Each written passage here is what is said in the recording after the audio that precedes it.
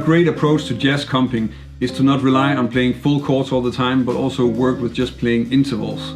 When you're doing this, then it gets a lot easier to create sort of a longer story or a musical statement with your comping, and you can focus more on interacting with the band and also the soloist. And of course, if you're comping together with somebody else, like a piano player, then there's also a lot more space. Jim Hall and Bill Frisell and John Scofield are all masters of working like this. And I think it's worthwhile checking out, not only for your comping, but also because it's really useful for getting a better fretboard overview and really knowing the chord progression. In this video, I'm going to go over some examples on the jazz standard, All the Things You Are. I'm going to show you how to find some intervals, how you can practice this, and also a little bit about how you can expand upon this and start mixing it with full voicings. My name is Larsen. If you want to learn more about jazz guitar and use that to make music, then subscribe to my channel. If you want to make sure not to miss anything, then click the little bell notification icon next to the subscribe button. The first thing we need is of course some intervals that we can use over the chords. I'm gonna focus on just doing that on one chord because the process is really the same for all the chords. So I'm gonna take the first chord of the song, which is an F minor in All the Things You Are. I think the note we kind of want to have in there most of the time is probably going to be the third. That's sort of the defining color of the chord. It's also the melody in this case. So we can take the basic part of the chord would be the third and the seventh, like this. We could also try maybe the third and the fifth, or the third and the root. So these will all work. This you probably already know works because you probably played through a song with guide tones like this. And we have the root. We can also try and take some of the notes that are above it, so maybe the fifth above, or an 11th.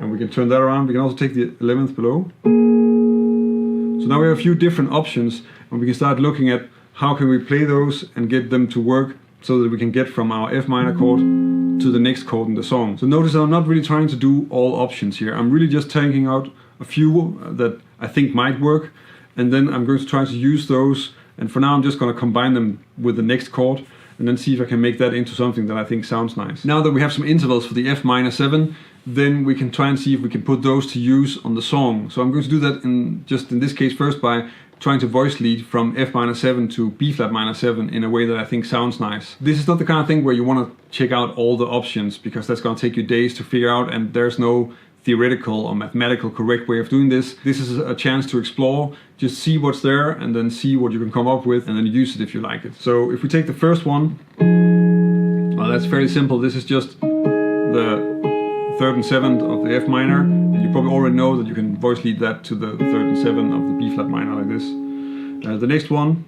is the fifth and the third, so you can easily voice lead that to the same on the B flat minor. So we're voice leading that by keeping the A flat and then moving the C up to D flat, and then we have third and seventh there.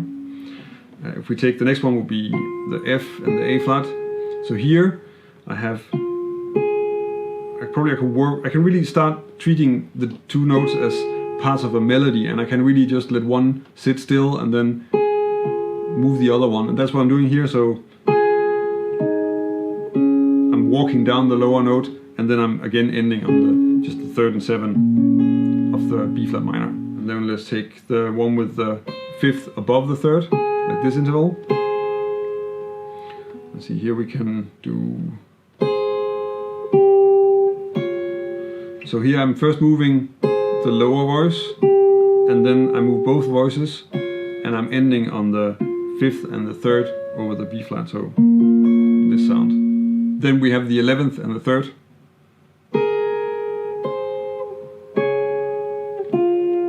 So in this case, this sounds really nice up here, but I think when you're comping, you probably want to play it lower like this. And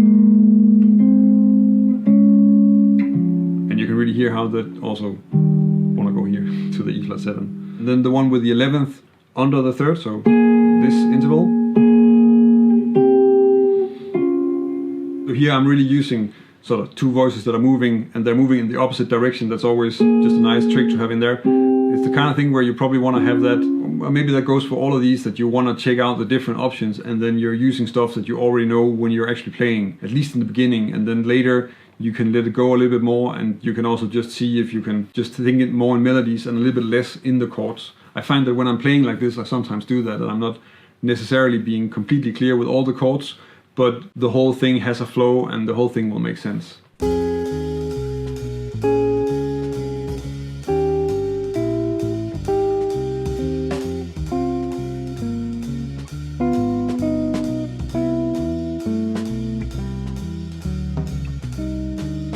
This example shows how it sounds if you use this approach sort of in a very basic way on the first 8 bars of all the things you are. So I'm pretty much just using one interval per chord, and then sometimes I'm moving one of the voices.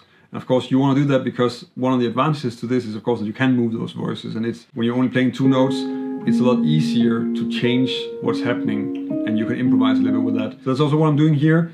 The first one is just the 5th and the 7th, sorry, the 5th and the 3rd on the F minor, moving up to 3rd and 7 on the B flat. Then we get 3rd and 7 on the E flat. Then I'm adding the flat 9 here. So resolving to the 7th and the 5th of A flat. Moving down so we have the 5th and the 3rd. Then we get the D flat major 7. That's again just the shell, so just 7, 3. Moving down to 6 and 3, and I'm doing that because that's really gonna make it easier for me to go to the G7, and then the G7, I'm moving the 7th down to a flat 13. That's just giving me an extra leading note, so in that way it's kind of driving the whole thing forward. And then again 7 and 3rd on C major, and then moving down to 6 to the 5th to the sharp 11, and then going to C minor by moving the upper voice down a half step from the major 3rd to the minor 3rd, and the lower voice from the sharp 11 up to the 5th.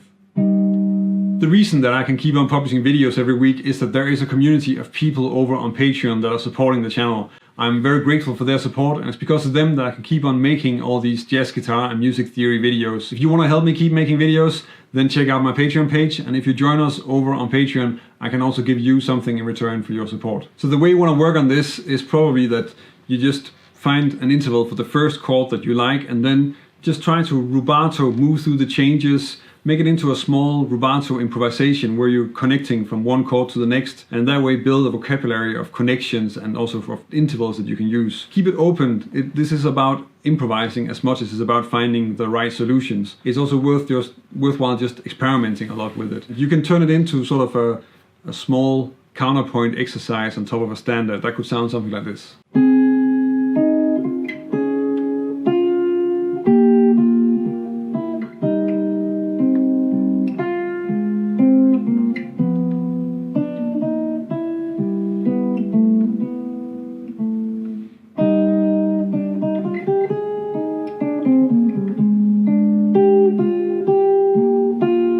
So here I'm also expanding a little bit on it, because sometimes when I'm playing the 2 notes and I just feel like, oh, actually I want to add another note, then I'll just add that note on top of it. And what's nice about that very often is that you get these more open sounds, so you're not really using sort of the full dense sound of drop 2 voicings or drop 3 voicings, but you very often will have stuff that has like larger intervals happening. And that's really one of the things I really like about this sound, besides the fact that you also have this polyphony where you have several melodies moving at the same time. Of course, when you're working like this, then you also have to take care that you're not always going to play these long notes. So you also want to do this and then maybe try focusing a little bit more on keeping the rhythm going, and also play something that's rhythmically a little bit more interesting. And that might sound like this.